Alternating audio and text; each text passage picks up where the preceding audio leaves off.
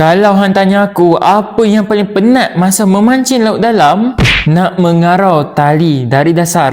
Penat mat. Jadi aku rekomen beralih kepada electric reel Shimano. Dengan hanya tekan butang, reel akan membantu mengangkat tali dengan lebih cepat dan konsisten. Desain dia nampak premium, kemasan sangat kemas. Paparan LCD jelas dan sistem tough drive memang mudah digunakan. Reel ni sesuai untuk bottom fishing, laut dalam, kapal karam, unjam dan juga pancing spesies dasar.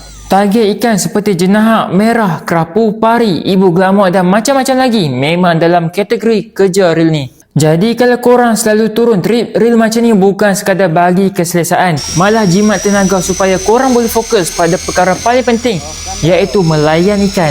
Kalau nak rasa sendiri pengalaman menggunakan electric reel Shimano yang berkualiti tinggi, boleh datang tengok sendiri atau PM kami untuk harga dan penerangan penuh geng.